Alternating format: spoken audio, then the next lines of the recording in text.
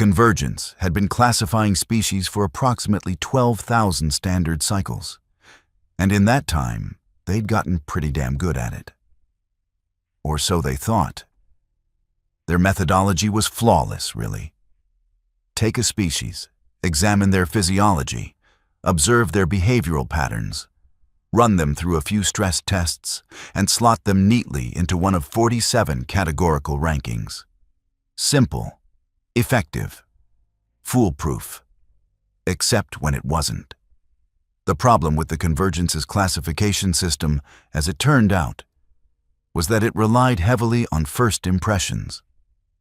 And first impressions, as any decent philosopher would tell you, are about as reliable as a Vexorian's promise to repay a debt. Which is to say, not at all. Humans had been classified as a Category 7 species.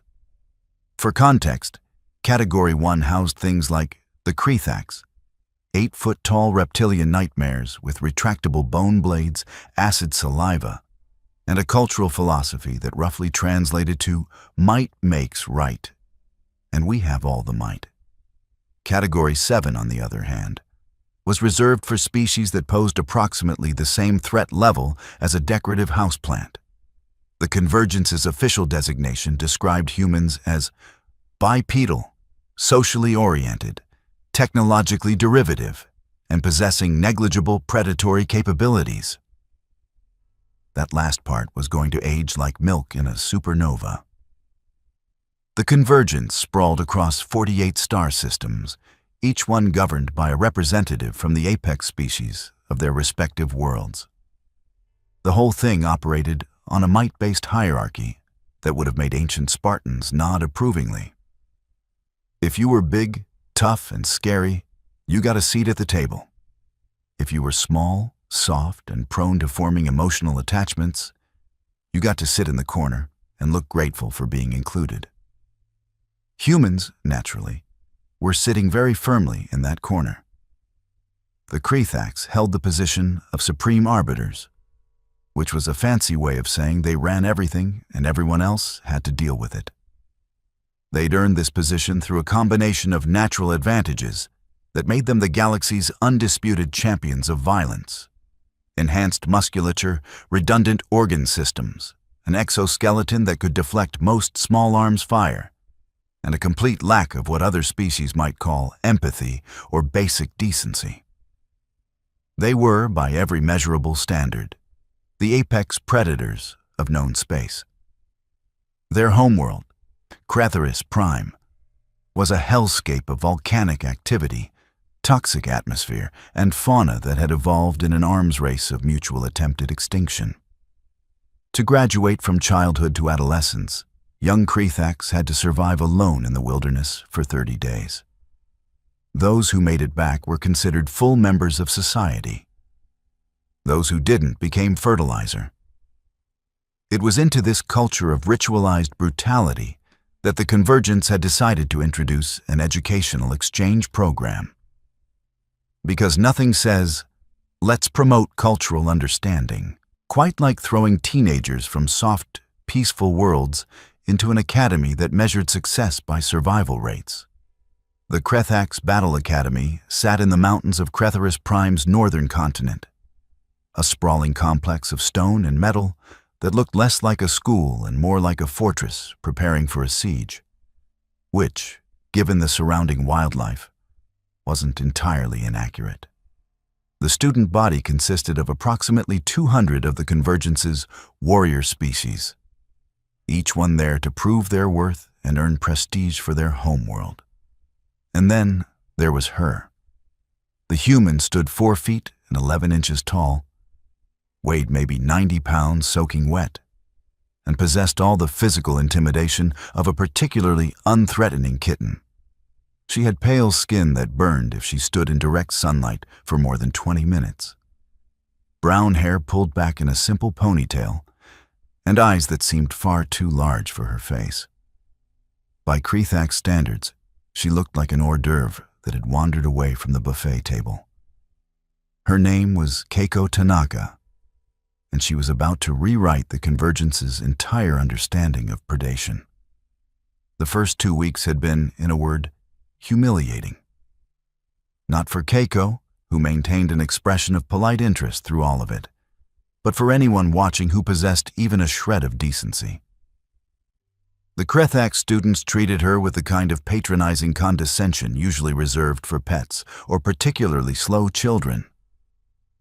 They laughed when she struggled to lift training weights that they manipulated with one hand.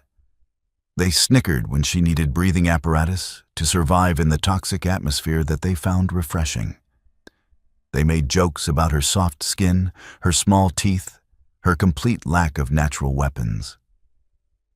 Keiko smiled through all of it, took her notes, and said nothing. The Krethax instructor, a scarred veteran named Thrazkor, who'd lost his left eye to a Vexorian blade and wore the empty socket as a badge of honor, had initially protested the human's inclusion in his class. "This is an academy for warriors," he'd hissed to the administration, his forked tongue flickering with disgust.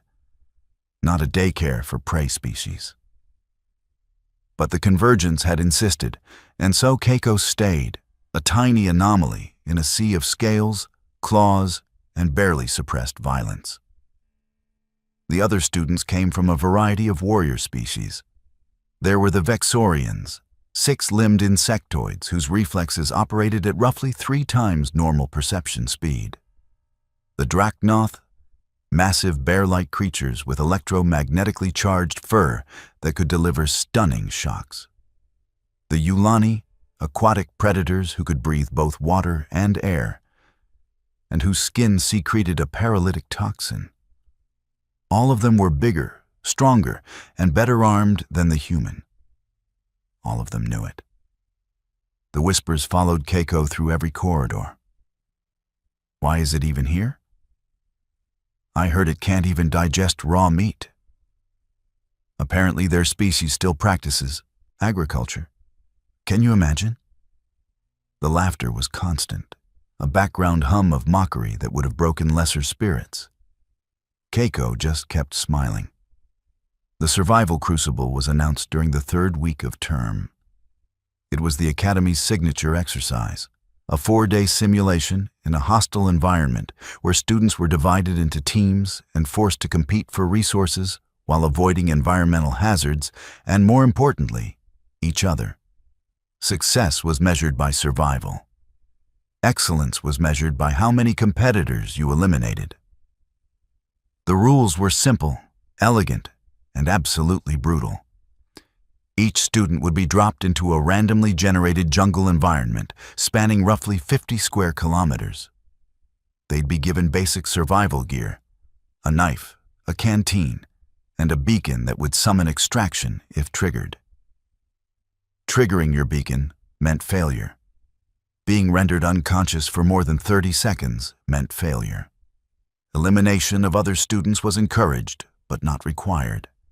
The simulation would run for 96 hours, after which all surviving students would be extracted and ranked based on performance. Thrazkor explained all of this with the enthusiasm of someone describing their favorite hobby, which, to be fair, it probably was. "This exercise separates the predators from the prey," he announced, his remaining eye gleaming with anticipation. "It reveals your true nature. Some of you will discover you are apex hunters. Others will discover they are merely food with delusions of adequacy."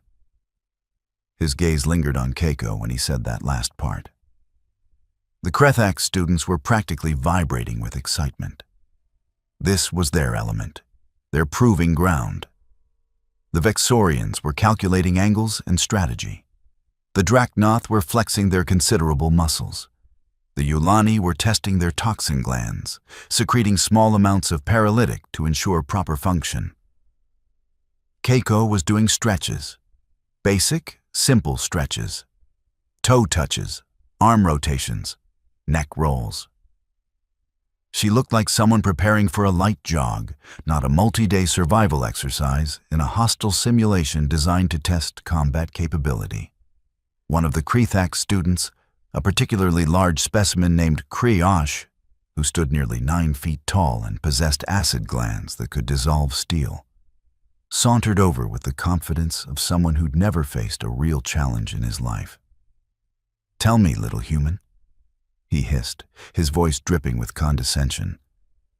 "Do your people have a saying about knowing when you are outmatched?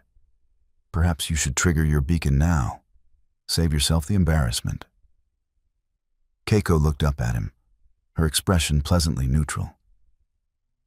"We do have a saying, actually, about counting chickens before they hatch.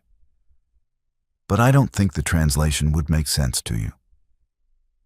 Kriosh laughed, a sound like rocks grinding together. "Chickens. Prey animals, yes? How appropriate."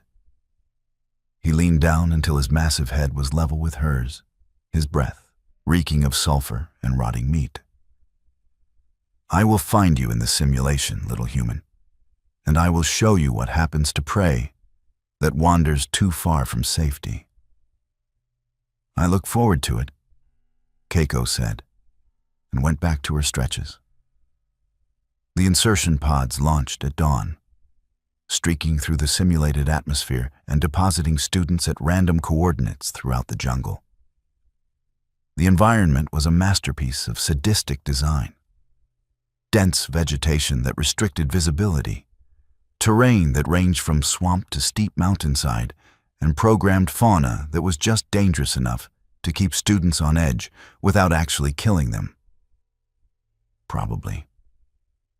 Keiko landed in a clearing near a river, her pod disintegrating into recyclable components as per design. She took exactly 45 seconds to survey her surroundings, another 30 to check her gear. And then she was moving, not running, walking.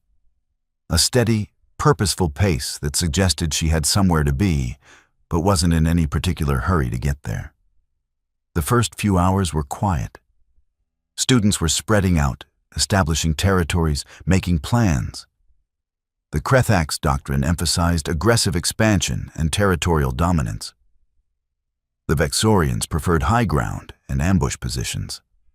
The Drachnoth were natural trackers who excelled at pursuit. Each species played to their strengths, following patterns that had been refined over millennia of evolution. Keiko found a tree, a nice, sturdy tree with good visibility of the surrounding area. She climbed it, not with the natural grace of an arboreal species, but with the determined competence of someone who'd practiced the skill until it became reliable. Once she was 30 feet up, comfortable in a branch junction that provided good concealment, she pulled out her canteen, took a measured sip, and waited. Waiting was, after all, something humans were extraordinarily good at. The first contact came 6 hours into the simulation. A Vexorian scout named Ixthal, moving through the canopy with the rapid, jerking movements characteristic of his species. He was hunting, his compound eyes scanning for any sign of movement, his mandibles clicking with anticipation. He never looked up. Humans, as it turned out, were persistence hunters. Not ambush predators like the Krethax, not speed hunters like the Vexorians. They were endurance specialists who excelled at one thing, not stopping. In Earth's evolutionary history, humans didn't chase prey by being faster. They chased prey until it died of exhaustion. But that didn't mean they couldn't adapt. Keiko waited until Ixthal was directly below her position. Then she dropped her canteen. Just dropped it. The metal container fell 30 feet, struck the Vexorian directly on his primary sensory cluster, and produced a satisfying crack of chitin. Ixthal shrieked, more in surprise than pain. And that was when Keiko dropped on him. 90 pounds moving at terminal velocity isn't much, unless it's concentrated on your spine, unless it comes from an angle you weren't watching, unless it's followed by a knife blade that finds the gap in your exoskeleton with surgical precision. Ixthal went down hard, his elimination beacon activating automatically when his vital signs dropped below safe parameters. Keiko retrieved her canteen, wiped her knife on some leaves, and was climbing back into her tree before the extraction pod arrived. First blood, approximately 6 hours into a 96-hour simulation. The monitoring instructors, watching from their comfortable observation chamber, began paying much closer attention to the human's feed. The second elimination happened 14 hours later. A Dracnoth named Grulvax, tracking what he thought was an injured student based on irregular movement patterns through the underbrush. He followed the trail for 2 kilometers, his electromagnetic sense attuned to the nervous system activity he was tracking. What he didn't realize was that he was the one being tracked. Humans, you see, had another evolutionary advantage that most species overlooked. They were exceptional throwers. Absurdly good, really. Something about their shoulder structure, their binocular vision, their ability to calculate trajectory and timing. On Earth, humans could take a rock and hit a target at 50 meters with enough force to cause serious damage. In a galactic context, where most species had evolved without ranged capabilities, this was approximately equivalent to having a built-in artillery system that no one saw coming. Grulvax never knew what hit him. One moment he was following his prey, the next a fist-sized rock moving at roughly 60 kilometers per hour impacted the side of his head. He stumbled, dazed, and that was when Keiko emerged from the underbrush. The fight lasted 12 seconds. Dracnoth were strong, but they were also slow. Keiko wasn't trying to overpower him. She was just staying out of reach of his electrically charged claws while systematically targeting pressure points and joints with her knife. Hamstring, shoulder tendon, the soft tissue behind his knee. Not fatal strikes. Just precise applications of force that turned his considerable strength into a liability.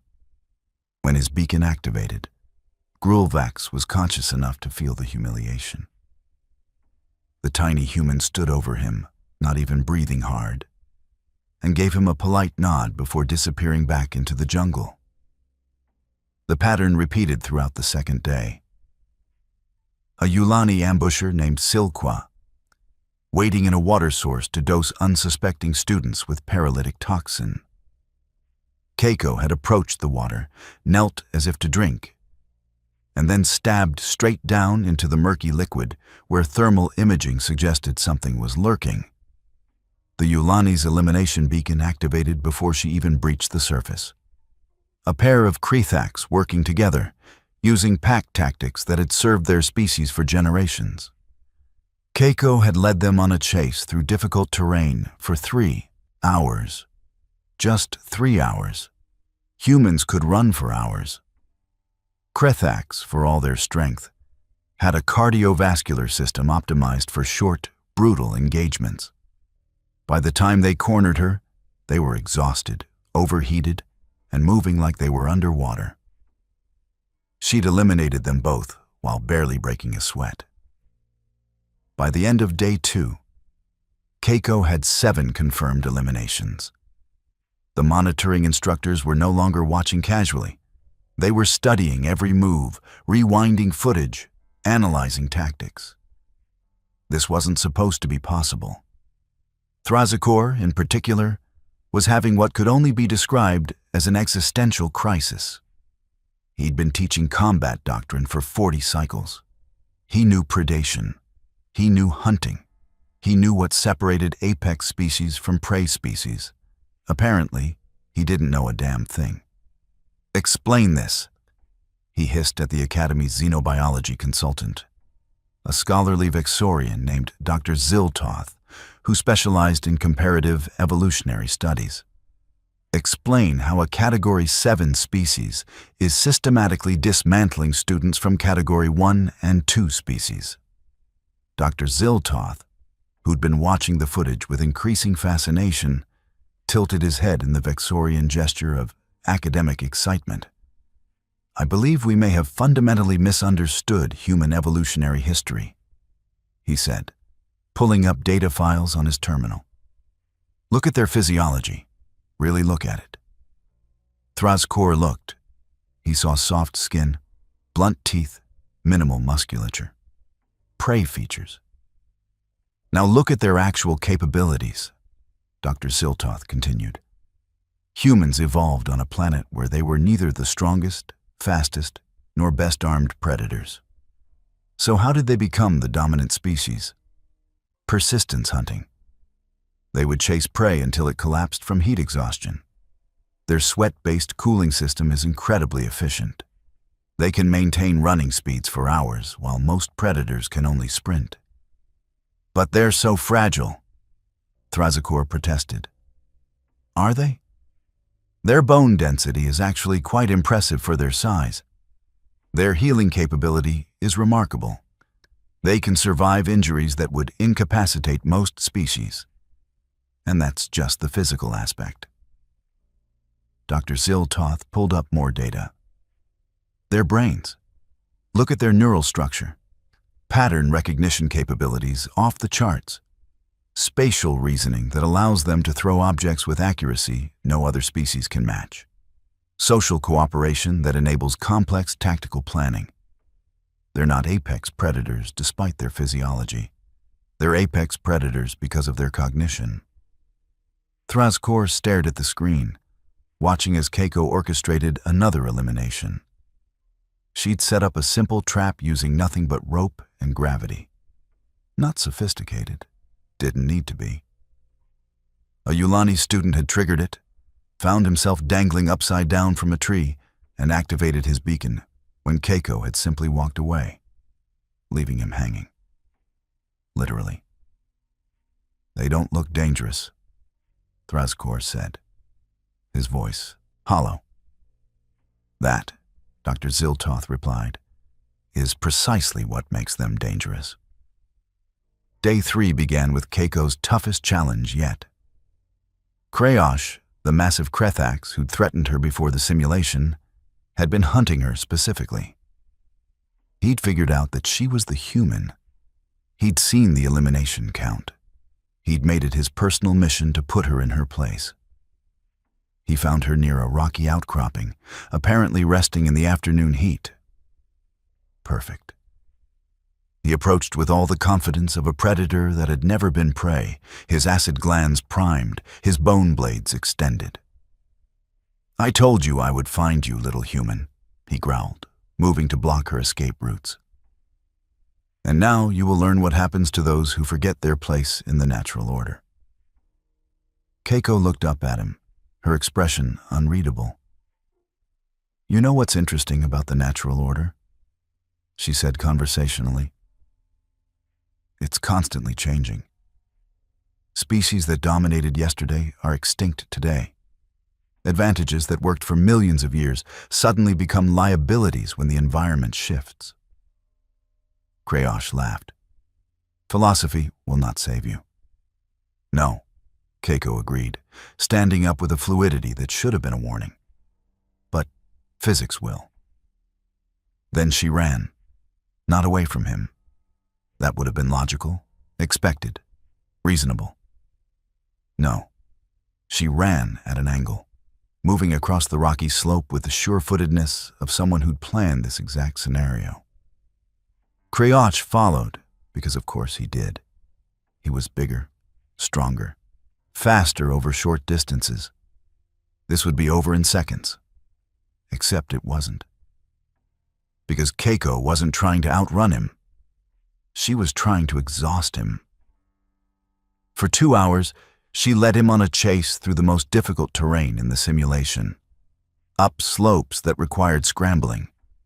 Through narrow passages where his bulk was a disadvantage. Across streams where she could maintain her footing, and he had to slow down to avoid losing his. She was always just out of reach. Always visible enough to keep him engaged.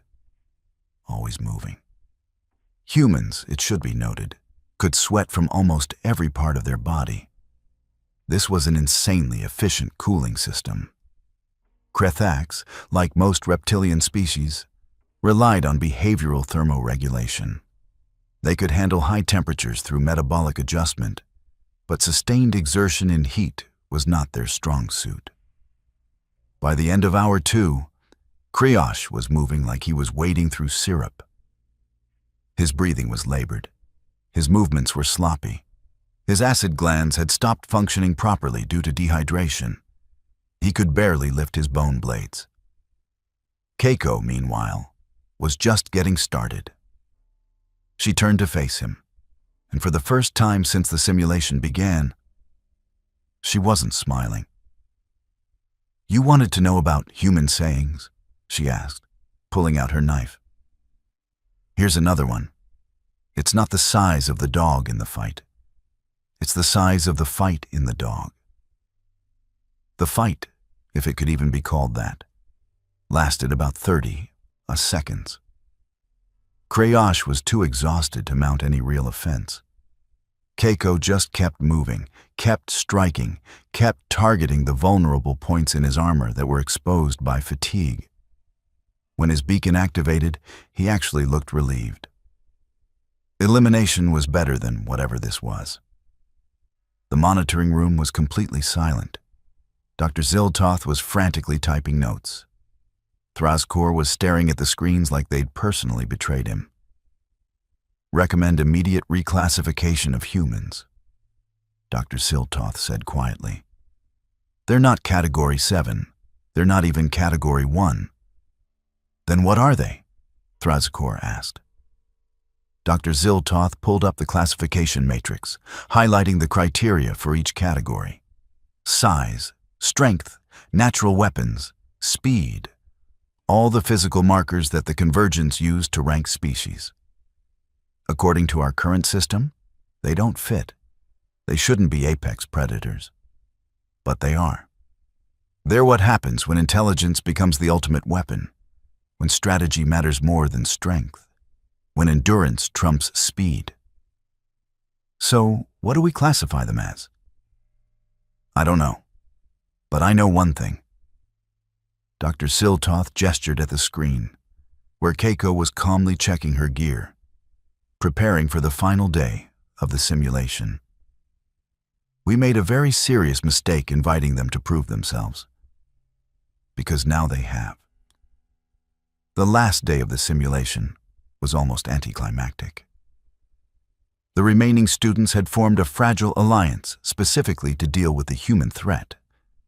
12 of them, representing the best of their respective species, coordinated their efforts to corner and eliminate the tiny terror that had been picking them off one by one.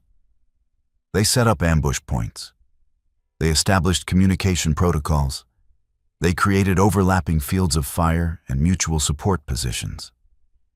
It was a textbook operation, the kind of thing that should have worked against any single opponent, regardless of capability. Should have. The problem was that humans had been waging war against each other for thousands of years. They'd refined tactics, strategy, and psychological warfare to a level that most species couldn't comprehend. Keiko wasn't just a persistence hunter. She was a tactician who understood that the greatest weapon wasn't strength or speed. It was fear. For 6 hours, she simply avoided them, let them wait. Let them second guess. Let them start wondering where she was, what she was planning, when she would strike. Human psychological warfare wasn't about direct confrontation. It was about making the enemy defeat themselves through paranoia and exhaustion. By hour 7, the alliance was fraying. Accusations of cowardice, arguments about strategy, the kind of internal conflict that happens when fear and frustration meet exhaustion. That's when Keiko struck. Not directly. She triggered environmental hazards, simulated rock slides that scattered formations, disturbances in water sources that suggested movement, sounds in the darkness that could have been threats or could have been nothing. Each one calculated to increase stress, decrease cohesion, turn allies into suspicious rivals. By hour 10, the alliance had collapsed.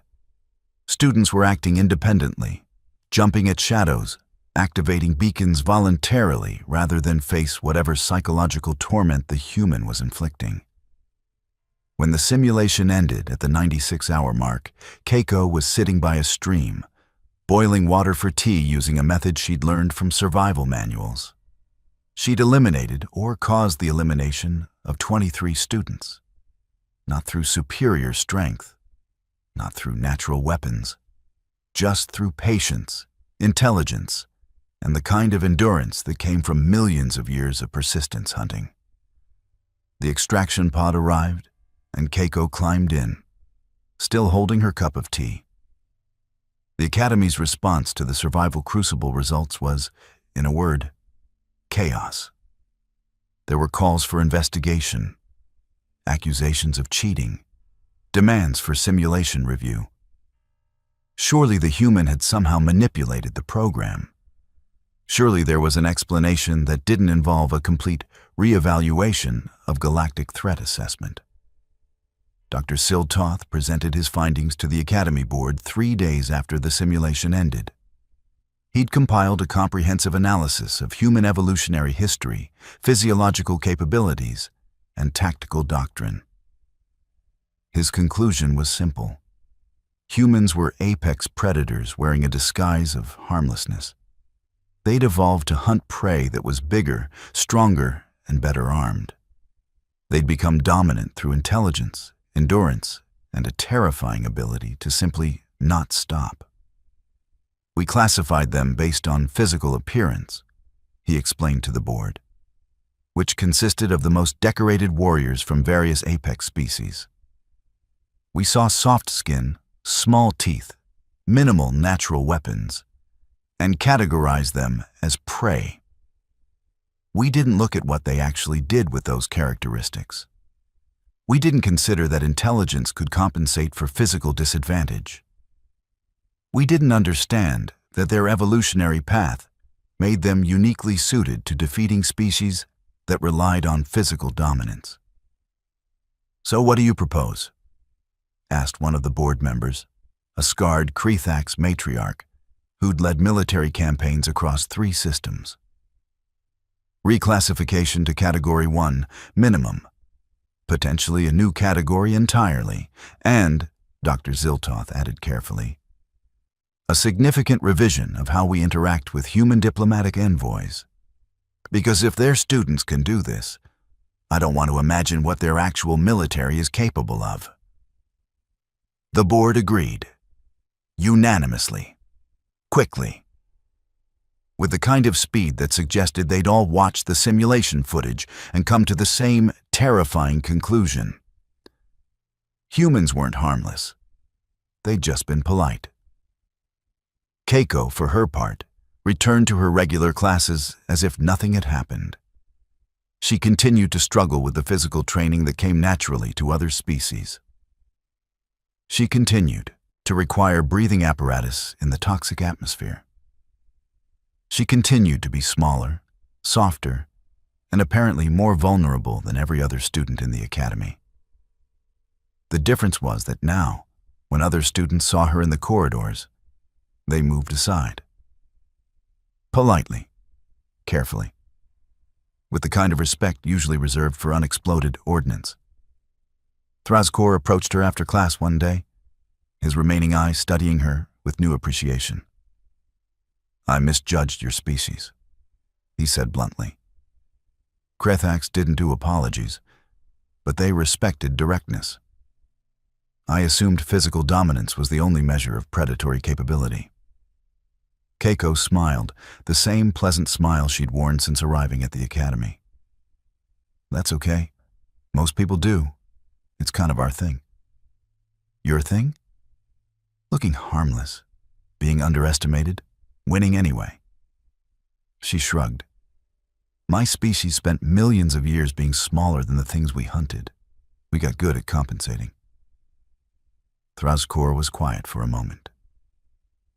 "The survival crucible is considered our most challenging exercise. Students from Category 1 species have failed it. How did you find it?" "Honestly?" Keiko adjusted her breathing apparatus. "Easier than I expected. You should see gym class back home." She walked away, leaving Thrascore to contemplate a universe where humans considered multi-day survival exercises less challenging than their standard physical education. The Convergence's revised classification of humans was published 2 months later. They created a new category, Category 0, specifically for species that didn't fit traditional assessment criteria. The official description read, "Technologically advanced, socially sophisticated, physically unimposing species whose primary survival strategy relies on intelligence, endurance, and tactical flexibility. Extreme caution advised." The informal description, the one that circulated among military strategists and diplomatic corps, was much simpler. "Don't let the cute ones fool you. They're persistence hunters wearing a smile." Human enrollment in Convergence academies increased dramatically following the incident. Other species wanted to understand these creatures that looked like prey but thought like predators. Humans, for their part, were just happy to be included. They attended classes, made friends, participated in cultural exchanges, and generally acted like the pleasant, social species they'd always appeared to be. But every now and then, when a particularly arrogant Krethax or overconfident Vexorian got too comfortable with their assumptions about physical dominance, they'd find themselves matched against a human in some kind of competition. Combat simulation, strategic exercise, survival challenge. And every single time, they'd learn the same lesson Kriosh had learned in that simulation. Looking harmless and being harmless are two very different things. Keiko graduated top of her class. She returned to Earth, completed her standard education, and eventually joined the Human Diplomatic Corps. Her specialty was first contact situations, particularly with species that had aggressive or hierarchical social structures. She was very good at her job. Something about her made even the most intimidating alien species listen when she talked. Years later, when the Convergence was negotiating a trade agreement with a particularly difficult warrior species called the Therixians, they sent Keiko as their representative. The Therixians were huge, violent, and convinced of their own superiority. They treated the negotiation like a formality, certain that they could intimidate the Convergence into accepting unfavorable terms. Then Keiko walked into the room. The lead Therixian negotiator, a massive creature covered in scar tissue and ceremonial battle markings, looked down at her with barely concealed contempt. "The Convergence sends a child to negotiate with warriors? An insult." Keiko smiled, that same pleasant, harmless smile. "I'm sorry if my appearance is disappointing. I graduated from Krethax Battle Academy. Perhaps you've heard of it?" The Therixian had heard of it. Everyone had heard of it. It was legendary among warrior cultures. "You? At the academy?" "Top of my class, actually. I still hold several records." She sat down, pulled out her datapad, and gestured for the Therixian to sit. "Now, about these trade terms. I think you'll find them quite reasonable. Because the alternative, and I want to be very clear about this, is discovering exactly what happens when you try to intimidate a species that hunted mammoths to extinction using nothing but pointed sticks and patience." The Therixian sat down. The negotiations proceeded smoothly. Somewhere in the monitoring station, an observer who'd been tracking Keiko's career since her academy days smiled. Humans, he'd learned, were excellent at many things. Diplomacy, science, art, cultural exchange. But what they truly excelled at, what they'd spent millions of years perfecting, was a simple lesson that the rest of the galaxy was still learning. Never assume the harmless-looking thing is actually harmless. Because sometimes, the universe's most effective predators are the ones that don't look like predators at all. They're the ones that look soft and friendly and perfectly pleasant right up until the moment they demonstrate that intelligence, endurance, and strategic thinking are the only weapons that really matter. The Convergence had learned this lesson the hard way. But they learned it well. And across the galaxy, in academies and military installations and diplomatic halls, a new understanding emerged. When you see a human, you don't see a prey species anymore. You see what they actually are. Persistence hunters who traded claws and fangs for brains and endurance. Apex predators who won the evolutionary lottery by learning that the best way to be dangerous was to not look dangerous at all. They looked like schoolgirls. They fought like nightmares. And by the time you realized your mistake, you were already eliminated. The galaxy was a very large place, full of species that were bigger, stronger, and better armed than humans. But size and strength were just physical advantages. They could be compensated for, overcome, rendered irrelevant by something as simple as refusing to quit when any reasonable species would have given up. That was the human advantage, not their technology, not their diplomacy, not even their intelligence, though that certainly helped. It was their absolute, terrifying refusal to accept that they couldn't win just because someone else said so. You could be bigger, stronger, faster, better armed. None of it mattered if the human just outlasted you, just kept coming, just waited for you to make a mistake and then exploited it with the kind of precision that came from millions of years of hunting prey that should have been out of their league. The Convergence had cataloged thousands of species. They'd ranked them, studied them, understood their capabilities and limitations. They thought they knew what made a predator. Then they met humans, and they realized they didn't know a damn thing. Because the most dangerous predator isn't the one with the biggest teeth. It's the one that doesn't need big teeth. The one that figured out how to win without them. The one that looks at you with those big, harmless eyes and that pleasant smile, and waits patiently for you to realize that you've already lost.